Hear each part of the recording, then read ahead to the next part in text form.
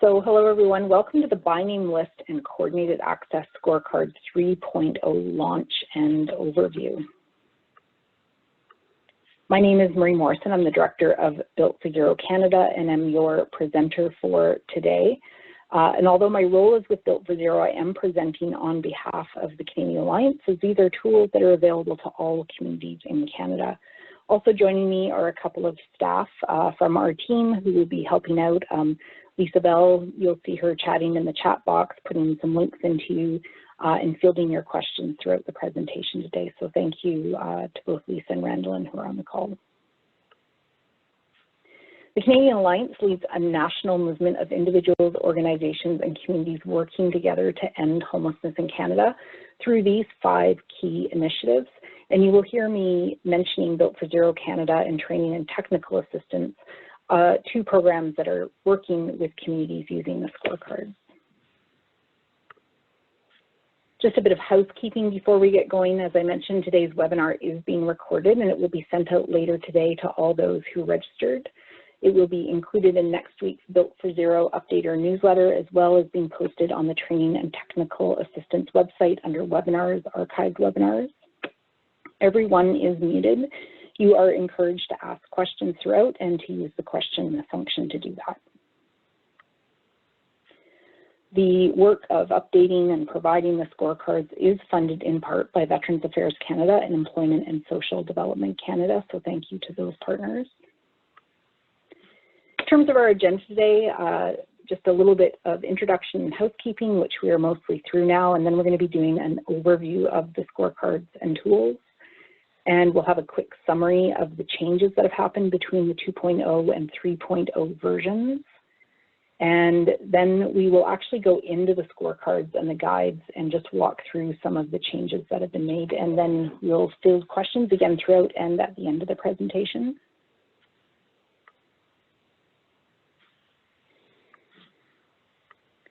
What we are hoping you will leave with, I know there's some folks on the call for whom they're a little bit newer to the scorecards and others who have had lots of experience with the scorecards. So we will provide a little bit of the background and the purpose of the scorecards just to ground everyone. But the majority of the webinar is really aimed at understanding and sharing the changes that have happened between scorecards 2.0 and 3.0 and making sure folks understand some of the new features of the scorecards 3.0. We will also talk about where to access and get further information and support with the scorecards. So on our journey together today, we're going to start with a high-level overview and make sure we really have sort of the lay of the land of what the scorecards are all about. The By Name List and Coordinated Access Scorecards were first developed by Community Solutions, and that's a US-based organization focused on helping communities end homelessness and the conditions that create it. They run Built for Zero in the US and support countries around the world with similar initiatives like we have in Canada. They developed the scorecard by bringing together leading communities, federal partners, and national experts to create a shared quality standard against which local systems can be measured. And then the Canadian Alliance began Canadianizing these tools, first through the 20,000 Homes campaign, which then became Built for Zero Canada, starting in 2016. And we did that through consultation and experience with communities and key partners. And then again, the scorecards are not just for Built for Zero communities. In 2019, the Canadian Alliance Training and Technical Assistance also began using these tools in their work with communities, and they are broadly available on our website. These tools have evolved with feedback and learning from communities and partners, and they began as 2 separate documents, which were then brought together into one document in 2019.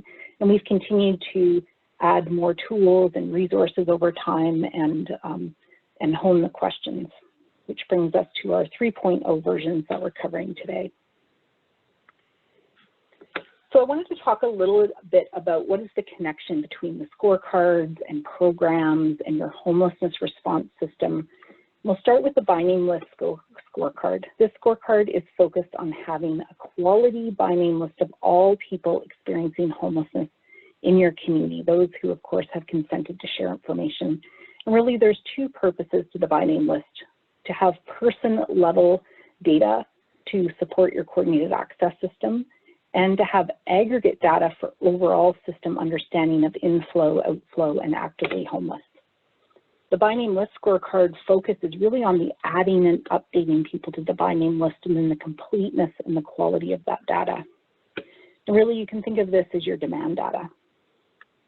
On the other side, you have your housing resources, and we've talked for some time about having a scorecard, which at this point remains in draft as we've updated other scorecards and had COVID, et cetera. But the idea of that to be focused on having a quality list of all the housing resources in your community, and that would really be your supply data. And coordinated access is really the process to assess, prioritize, and match people experiencing homelessness to your housing resources. So that coordinated access scorecard is really focused on effective and quality coordinated access processes and the matching of housing interventions to people on your by name list. So where do programs fit into this? The scorecards really don't speak to the quality of programs, but you are looking also at the quality programs that are in your community, and street outreach, prevention, diversion, and shelter and interim housing are really the programs that are most connected to adding and updating folks on your by name list. On the housing resource side, you have housing help, rapid rehousing, housing first, supportive housing, housing subsidies, et cetera. That's where those programs are really connecting into housing people through the coordinated access system. And so it's not really coordinated access that is your system. It is all these pieces together, and of course more that are not shown on the screen, that comprise your full homelessness response system, which of course is organized with the goal of ending homelessness in your community. So the scorecards play a role really in quality and looking at your data pieces and thinking about the functioning of your coordinated access system. So how are we using these scorecards? Really some points to remember that these are tools to help support both the initial implementation and the continuous quality improvement of your by name list and coordinated access system. And it gives you a score, but the score you should think of as a baseline. It is not a judgment. We are all learning, and I think this is evidenced by the evolution of the scorecards. As in Canada, we really come to understand what a by name list is and what that looks like in coordinated access. And we would also acknowledge that there's going to be nuances in each community in terms of how these elements, play out and how you implement them. And there is a notes section of the scorecards for you to capture those nuances. Just reiterating again, any community can use the Scorecards and Tools as a planning tool and a guide and a self-assessment of both sort of baseline and progress in their work with by name list and coordinated access. The Canadian Alliance also uses those scorecards and tools to support communities who are working with Built for Zero and the training and technical assistance. So assessing a baseline to inform coaching, training, and support, to monitor and celebrate progress, to confirm communities at the different levels of quality within the by name list and coordinated access scorecard, to identify bright spots, approaches to share with other communities. How can we understand and list out, some of the tools that you've developed, or helping to link you with other communities that are struggling or have figured out something that we could connect you around and share. And of course, to support continuous improvement in areas with the goal really always to accelerate our progress to functional zero and work to end homelessness in our communities. So just a bit of a summary here of some of the tools and resources that are connected to the scorecards. So the scorecards, the by name list, and the coordinated access are both in one document, but each of them has some different tools associated with it. They both have scorecard guides, which explain what the scorecards are all about and the guides are all about in the introduction, but then walk through each of the questions to explain further the questions, the rationale of why those questions are there. It includes tips and resources and examples from communities. The by name list scorecard also has some tools, some policy and protocol templates, some outreach mapping tools, and a data balancing workbook. The coordinated access scorecard, along with the guide, also has a quick one-page documents checklist. And then some general tools that apply to both. The provider participation tool will help you answer questions both in the by name list and the coordinated access scorecard, and that's built right into the document. There are also group exercises. We encourage that communities don't just have 1 or 2 people complete the scorecards, but you do that with your key stakeholders so that you have a common understanding of where you're at, where some areas are that you can work on, and kind of engage everybody in that work in your community. So there are a couple of exercises that are offered for when you're working with a larger group.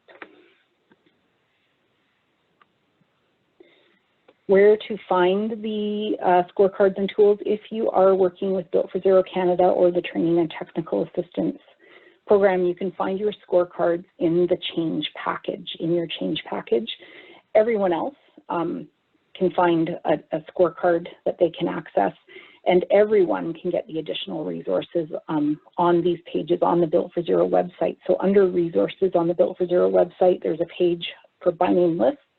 And on that page, there's a drop down, and I've circled it there. You can see by name list scorecard 3.0 and tools. And this is the same for the coordinated access scorecard. In that resource drop down, there's a coordinated access page, and there's a drop down there to the coordinated access scorecard and tools.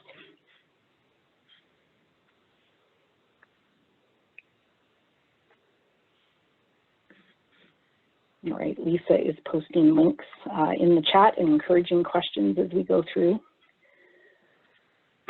So now I wanted to provide just a high-level overview of the changes of the scorecards and tools from 2.0 to 3.0 before we jump into them.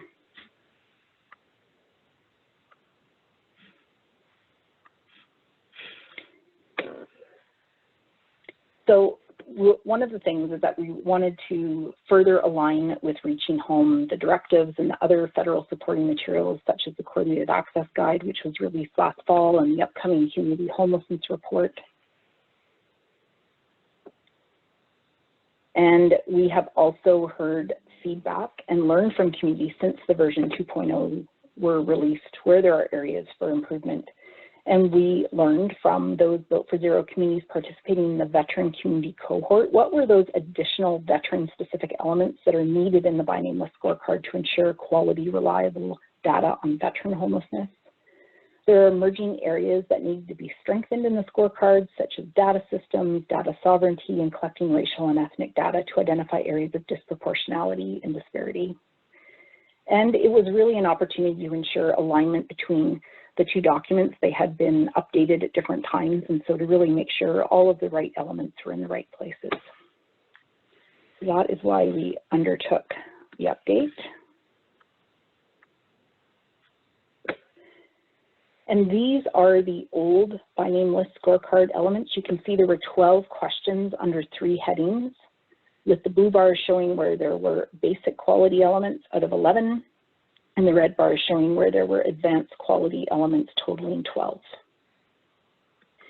And this little moving truck here shows you where we had a question move and be integrated or consolidated with another question. And we also moved question number 10 to the end, as that was an advanced question. So now looking at the new by name list scorecard 3.0, some things you're going to see, there's the same 3 headings at the top, but you'll notice that there are now 11 questions rather than 12, and that there are 4 questions that include a veteran element. So the veteran by name list scorecard has been integrated. Question number 3 is now titled Comprehensiveness rather than List All Known Homelessness, and includes the track without assessment question that was formerly question number 5. So those are all of the overall changes to the question. The rest of the changes include some slight rewording, some additional elements within questions, especially in advanced, a new format that you'll see, and further notes to assist in answering the questions. So we're going to see all that when we walk through the tools in more detail. In terms of the old coordinated access scorecard, these are the elements. You can see there are 22 questions under 5 headings with 3 levels of quality: Reaching Home, Basic, and Advanced. You will see as we move to the new one that there's been 1 new question added under Coordinated Access Management, and there were 5 questions that were moved and consolidated with other questions in the updated scorecard. So what that looks like There are now a total of 18 questions rather than 22, still under 5 headings, although the third heading name changed from assessment and prioritization to triage and assessment. And the last heading name changed from data and reduce barriers to accelerate progress. Prioritization is now included under question 13 to have it considered alongside housing resources. And the new question under coordinated access management is number 2, data management. You'll see also that reaching home is now out of 7 rather than 10, basic quality is out of 16 rather than 20, and advanced out of 18 rather than 22. Or sorry, out of 22. As with the by name list scorecard, the rest of the changes were the slight rewording, some reformatting, some additional elements within some of the questions, and we'll take a closer look at that. Before we move into the scorecard, though, I also wanted to let you know some of the next steps that you would see. So the new version and the tools, the 3.0 version is now posted on the Built for Zero website by name, list, and coordinated access pages, as I showed you. For Built for Zero communities, your 3.0 version is already in your change package, and your 2.0 version is still there just under archive materials. Communities working with the training and technical assistance will have their materials transferred in their change package from the 2.0 to 3.0 version by the end of September. You will note that the scorecards are still in draft. They have been updated with all of the new questions, but there are some elements that are still under development, and we welcome any feedback on those documents up until October 16th. We're also waiting to see what kinds of questions communities might have as they start to work through the scorecards, so we can incorporate some of that into the guides. We're then looking to finalize the guides in later fall and do the bulk of that updating all at once before we get them translated, and then looking to have them translated by January 2nd or earlier if possible. But just to note, we can continue to add resources, but we wanted to get the bulk of that feedback and those changes in those guides because they're quite large documents. I'm just going to pause now and see if there's any questions as we went through that at all before we jump into the scorecards.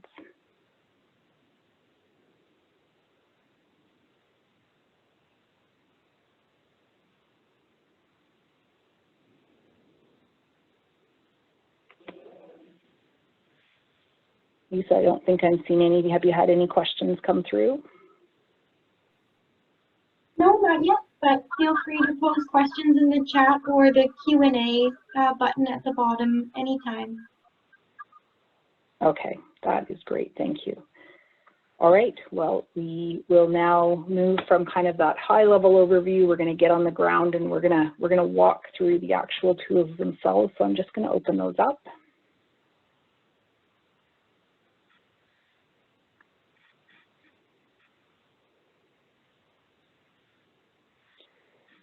And Lisa, you can let me know you're seeing those on the screen. Yes, yep, seeing everything clearly. Okay. That's great. And I'm playing around here with a presentation version so I can show you how we can customize and you can adjust things to make it fit for your community. So the version that is on our website has these 7 tabs. So there's instructions. There's an about your community, or for some communities that will be called a community intake. There's the by name list scorecard here along the bottom, the coordinated access scorecard, the provider participation tool, the provider participation tool instructions and results, and the work plan. So we're going to work our way through these. And the instructions is really about how, when you're grabbing this off the website as a template, how you can copy it and make yourself the owner so that you can use that in your community. Again, if you're in Built for Zero or training and technical assistance, this has already been done as in your change package. So the About Your Community tab, or in some cases, for some communities, it's called the Intake tab. You're not going to see a lot of changes in the questions. Some things have been reorganized and moved around. You will see at the top of all of the tabs now that there's a date last updated and last updated by. As I mentioned, these are meant to be living documents that you continue to work in, so it's nice to know who was last in a particular tab and had done the updating. As you go through and answer questions, you know, sometimes you will see a box pop open so you can provide further information. Question about chronic homelessness, a little bit of a new, some extra questions and information here. We've defined what an HMIS is and have asked some questions about what are you currently using, what are you planning to use, just so you can think about that, and also what stage of implementation you are at. Have you just established governance? Have you deployed, you know, staged implementation? Have you fully implemented or not implemented?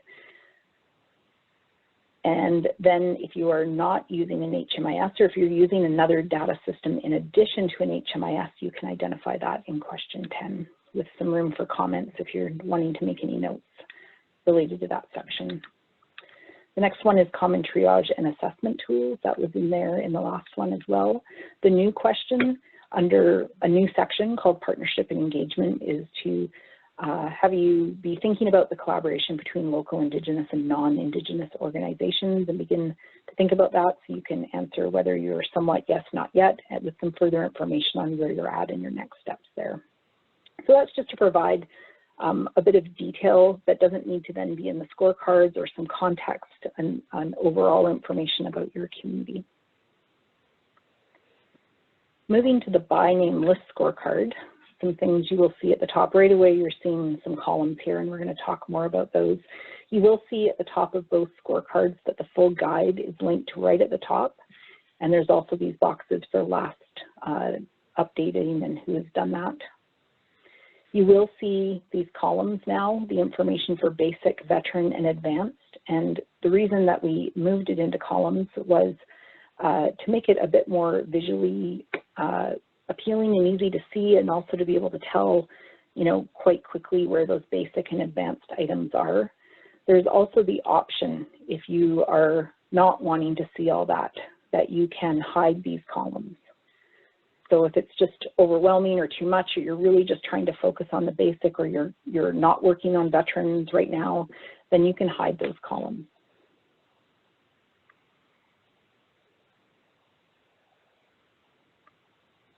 And I'm just trying to open them up again. There we go. With the veteran, there is a little note here, and the note says that this is required for communities who are participating in the veteran community cohort and optional for others. So again, you can hide that column if desired. There is a link in that column for more information about ending veteran homelessness.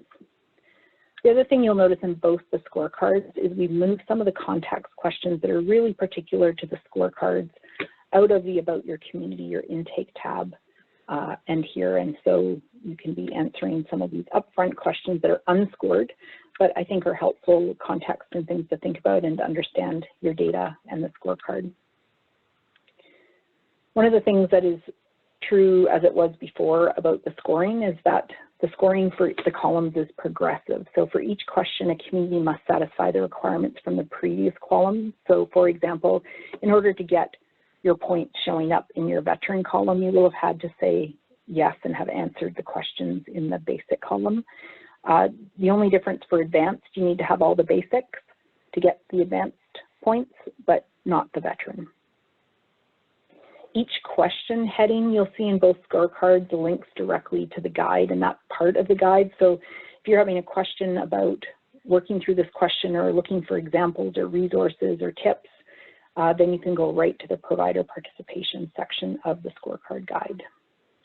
You will see, and I already showed you, there's notes. So we built in a lot more notes so we could reduce the wording in the scorecard and also offer like really quick guidance on some areas that people have often had questions on. So you will see that throughout. A couple of things just to note about question number 1. 1.1 used to ask about whether providers were using or applying the common assessment tool, and that is really a function of coordinated access and was already included in the coordinated access scorecard. Really what we're focusing on in the by name list is, do you have the consents, a shared consent process in place? And do you have common questions in your community to capture key initial information so that you can add people to the by name list? That could be a triage tool, it could be other questions, but just do you have common consent and common questions to be able to add people to the by name list. You'll also see that we're not making a distinction between chronic and all homelessness.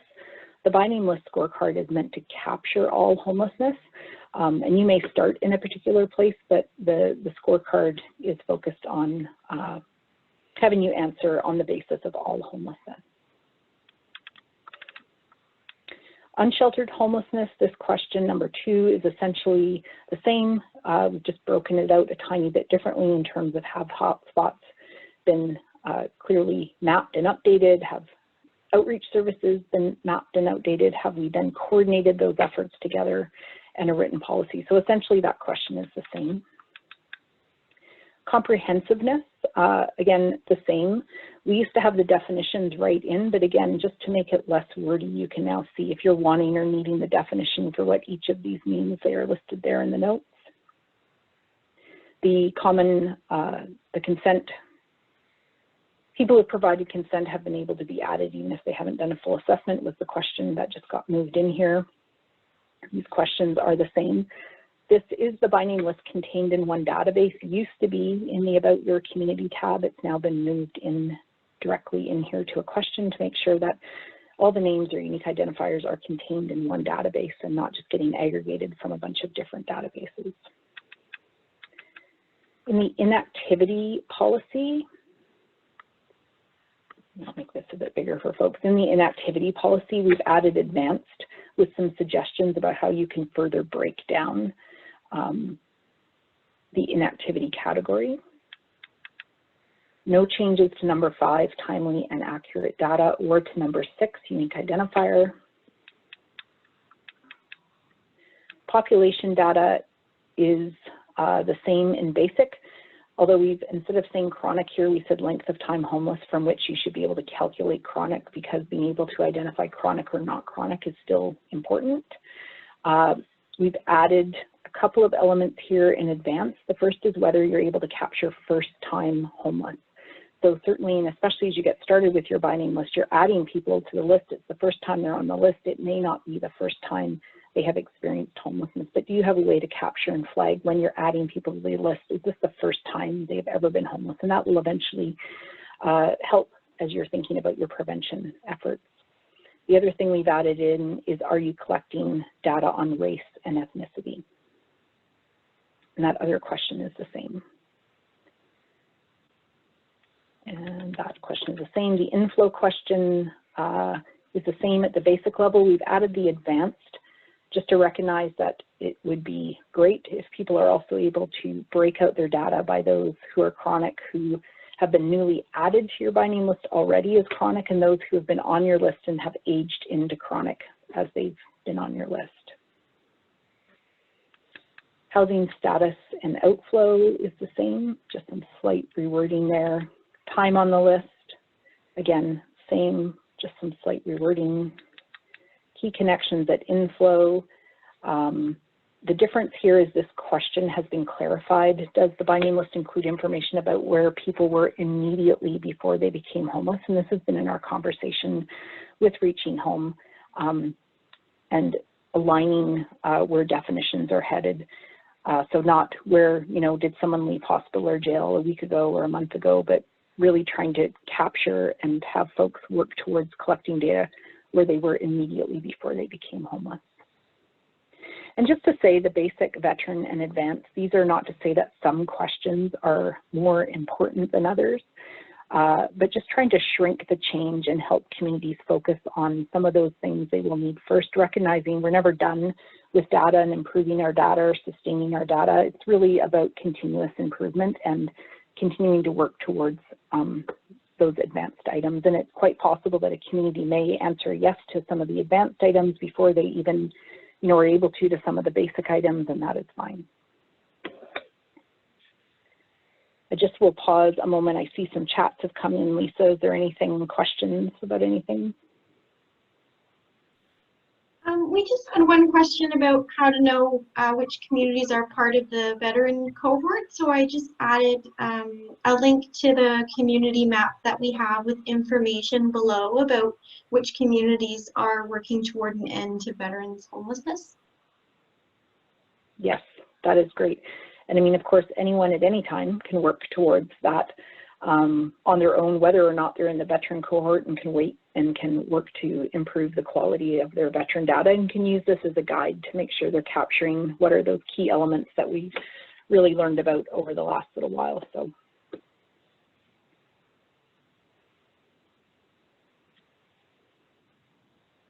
All right, we'll keep fielding questions, but I'll move to the coordinated access scorecard. And as I mentioned before, in both the link to the guide is at the top, last updating, person updated. The columns here, reaching home, basic, advanced. You will notice also in both the scorecards, the wording here has changed from just comments or notes to current status, explain how accomplished. We're really looking for folks to not only check off a box, but also to think about how have they accomplished that in their community. You might want to put next steps in there, or explain a little bit more about that for yourselves, or if you're working with a trainer or a coach. Context questions, just some things to note here. This first question, answering this yes or no, will impact some of the other questions that you are shown later on in the scorecard. And you'll just see that in the note here, that answers here change questions 1.3, 2.3, 6.1, and 13.1 to better align with user requirements. So if you're a reaching home designated community, you'll see a question that pertains more to you. And if you're not, you'll see a question that isn't about reaching home per se. I will say with the reaching home level, it's not only for reaching home communities, it's considered the most basic level. And then we've built on that to add in some more other items that we think are those first items that you should focus on, or maybe easier to get going on as part of the basic level. And advanced, of course, is continuous improvement. You'll see the same sort of instructions here about the scoring being progressive. You must have the reaching home elements checked off in a question before you're going to get a score for the basic elements that you're checking off. And the same for advanced, so you must have reaching home and basic to get advanced. Again, you can link into the guide at the top with each of these questions. Not so much has changed here. I will just say that we're, again, identifying that documentation and training are part of a governance function. They're not included, those questions here. They're included in their topic-specific questions below. And there is a one-page written document checklist linked right in there that can just list quickly out all of those things you should be looking to document, at least initially, within your coordinated access process.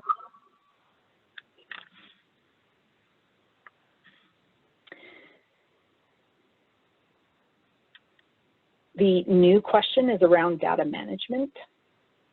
So looking for a lead organization, a governance model. If you're working as a reaching home designated community, have you implemented HIFIS or an equivalent HMIS? And then some of the other questions that had been in other places were pulled up under data management in terms of your agreements and safeguards and sharing information with others. Key approaches has not changed. You'll see that looking pretty much the same as same with dedicated resources. Quality assurance, we have added in advanced at the bottom there, race, ethnicity, and Indigenous data lens applied to identify disproportionality and disparity. Building that in as part of your quality assurance. Coverage and access points, again, the wording of the questions has slightly changed. I think the elements of the questions are still all there. And again, you'll see throughout both of the scorecards, use the provider participation tool, use the provider participation tool. Using that tool will help you answer some of these questions. After hours connection point has not changed. Community awareness has not changed other than the format, perhaps some slight rewording of questions, the same with safety, same with prevention and diversion. Triage and assessment has had some rewording to better align with reaching home. But other than that, you're going to see the same types of questions there. Same questions, slight rewording with number 12 by name list, coordinated access, and priority list. Again, some rewording with housing resources and priorities to align with reaching home. So for example, are all housing resources included in the Coordinated Access Resource Inventory? That is something that was introduced and explained more fully in the Reaching Home Coordinated Access Guide, and you can see the definitions for those things if you're wondering what is meant by those things right there.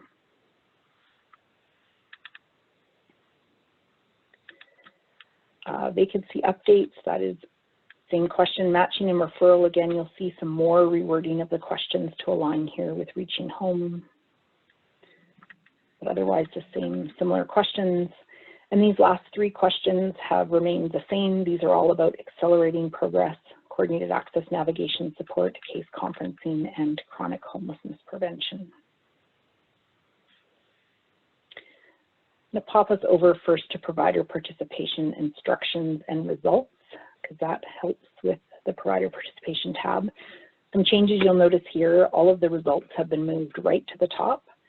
The question, you'll see by name list, the basic and advanced questions, which question in the scorecard they apply to, the threshold that is identified in the scorecard, and your result calculated from the provider participation tab. The check mark meaning you are within the threshold for that result here. And then also we've listed which column in the provider participation tool that data is getting drawn from. So you'll see an example here, there is no threshold, but you can see the results for this one are 33%. Down here you'll see where, you know, it's 90, but it's 88%. And again, I think those are really thresholds and your community decides, you know, the missing of that provider. It helps highlight and flag it for us. Is it something that doesn't allow you to achieve sort of the element that you're trying to achieve or not? So I mean, those are questions that you can talk about with your trainer or your coach, or you can reach out to info@CAEH.ca if you're not part of those programs and you're looking for some guidance or support with the scorecards. There's lots of questions about the provider participation tool and how to use it. So we really added some further information about the purpose and the key definitions and instructions, really helping people kind of walk through how to fill out the provider participation tool. So we'll go to that now. And again, you can see when you click on this, it's going to give you, in all of them, it gives you a map. You're writing who was last in there, updating it. You fill out your service providers and program names where appropriate. People would often look at this and go, what's an HRP or an OSP? And you can now just hover over to get what those means, what that means. You'll see those elements that have a little red asterisk are the ones that are getting calculated in the provider participation tool. So if you were looking to get something calculated, you would definitely need to answer those questions. The ones that are slightly more grayed out are not required for scorecards necessarily. They might be helpful information, and they were suggestions from communities about things that might be helpful to add in.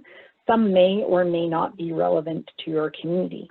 So I'll give you an example about how you can customize this. So, you know, if you're in Alberta, this is really, they call that community-based organization.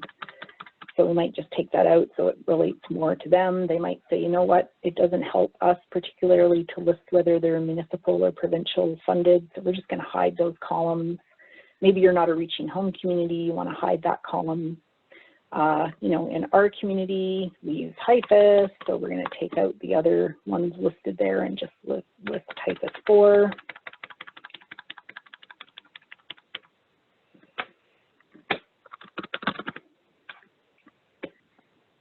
So I have gone ahead and filled out some sample programs just to help us as we are moving through this. But as we move along, so we've answered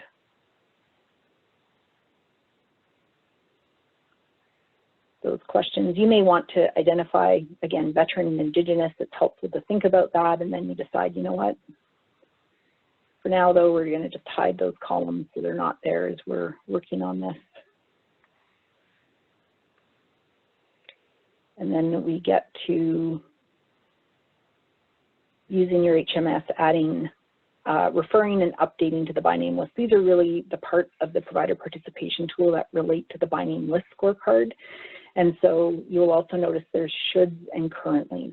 Not every provider is necessarily supposed to fulfill one of these functions. If you're a shelter, you might be adding and updating to the by name list, but you're not a housing provider, so you're not committing housing resources to the by name list. So you'll see that there's a should and a currently, and that helps calculate the percentages in the results tab. So you identify whether they should, are, or currently doing it. So using HIFAS-4, we've got city bylaw, and this particular community really helps with outreach. Should they be using HIFAS-4? No, we don't expect them to be using HIFAS-4, so we haven't checked that off. However, over here, in terms of updating the by name list, we would like them to do that, but we haven't currently figured out a process for that. So that kind of identifies that's an area we might want to work on. As we get past the adding and the updating and using a tool, we can now look at the ones that, well, all of these ones focus on really the coordinated access scorecard. So are people using the common assessment tool? Again, you might not expect everyone to use it. So maybe they should or they shouldn't, and are they doing that currently? Are they committing housing resources? So when we say housing resources, and you see that listed out here where you can now add the actual number of units or housing spaces, the number of housing subsidies, or the number of case management spaces. And this really helps, I think, and can help the provider participation tool fulfill the function of your coordinated access resource inventory if you are not using some other format to do that in already. So in this example, we have a rapid rehousing program, a housing first program, and a supportive housing program. They have committed resources and also a CMHA supportive housing. They are not, they are an other service provider. They don't have a mandate or funding to serve homelessness, but they're partnering with us as part of our system. And so here we see that one of them has 5 subsidies. They have 40 spaces of case management. The Housing First program has 15 subsidies, and they can serve 20 people at any given time, roughly. The supportive housing program has 30 units, of which are affordable and of which they're providing support.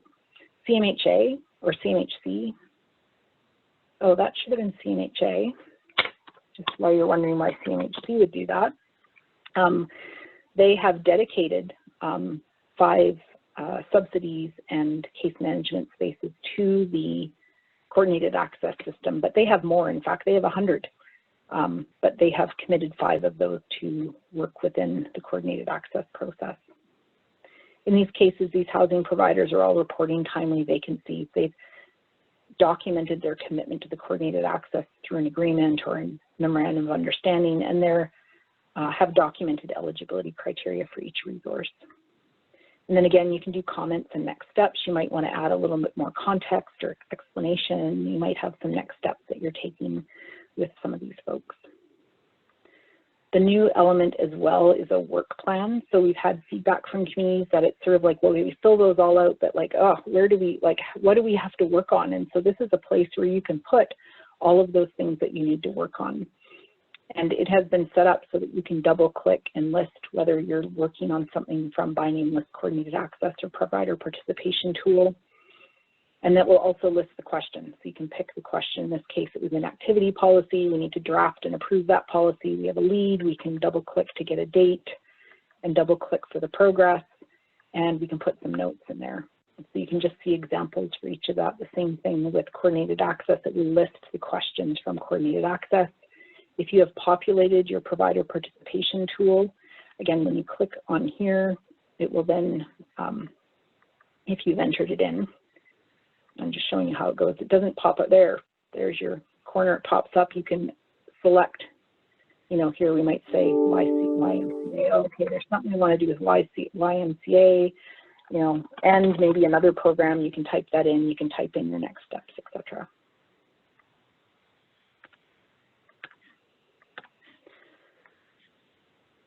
That was the quick walkthrough. I wonder, I know I have Lisa and Randallin on the line as well. Randallin or Lisa, is there anything that I missed that you think should be emphasized? No, I don't think so. I'd just say in terms of using the work plan, it's completely optional. Use it if you think it would be helpful.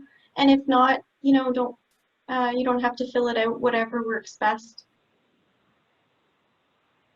Yeah, that's a great point. These are really your tools in a way to make them work for you. And so again, there's lots of options for customizing, for using elements, you know, focusing just on one and not on the other. I mean, use these tools in a way that is most helpful to you and your community. Any other questions coming up?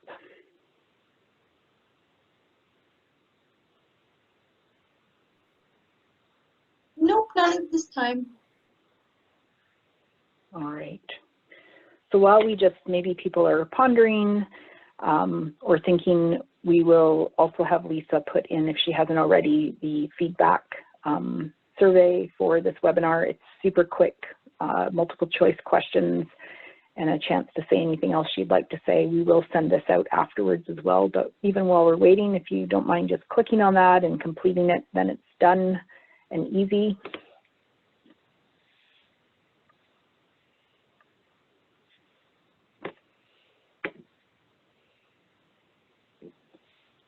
I imagine for those of you who might be newer to the scorecards, I mean, this was really geared, I think, to folks who are familiar with the scorecards and, you know, highlighting more of the changes that people should be aware of. We probably will be looking in the future to offer some sessions that walk through those scorecards in more detail. So this really wasn't a webinar about all the things and the questions about each of those tools, but more just an overview and highlighting what has changed between 2.0 and 3.0.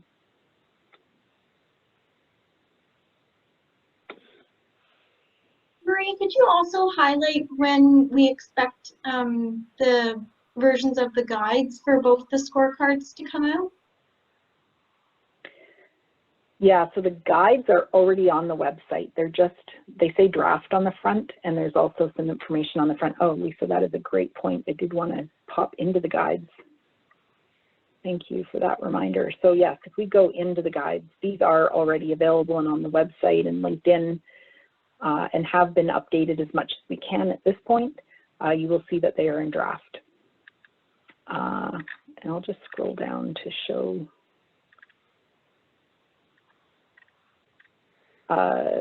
table of contents. Each of the guides has sort of an introduction, like what is this guide all about, and the scorecard, and what can you expect and how to use it. And then it will walk through each of the questions. And if you click on the table of contents here, it will take you right to that question. And then what you'll see when you get to those questions is the questions from the scorecard, and then some more description about why that question and what it is all about. Where there is veteran information, that has been included in green.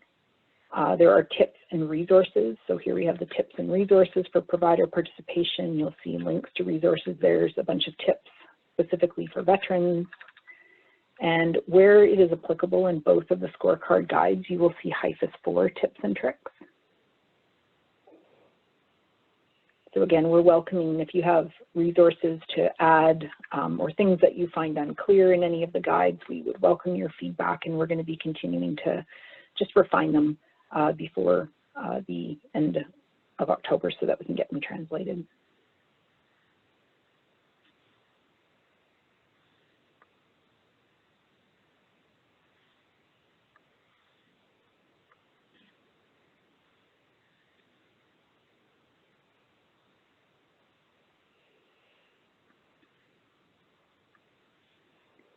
All right, at the end of this deck, we've just left some contact information for both myself and for Wally Chuck, the director of the TTA. We will be sending a PDF and a recording of this webinar out to you. And again, please reach out to us if you have any questions.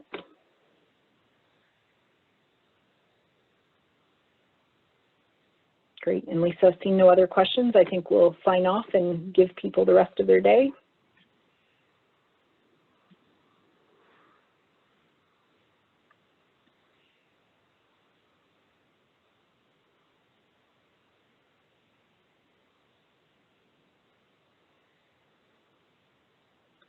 Oh, I'm just seeing a question about a glossary. yeah, there are at some different points glossaries. There isn't one big glossary. I know that is something that is included in the Coordinated Access Guide from Reaching Home. They have a nice glossary in there. And there are definitions throughout, but there isn't one particular place where there is a glossary. But that's great feedback. Good to know that's something people are interested in. Wonderful. So thanks, everyone. Thanks for joining us today. Have a great rest of your day. We'll talk to you soon.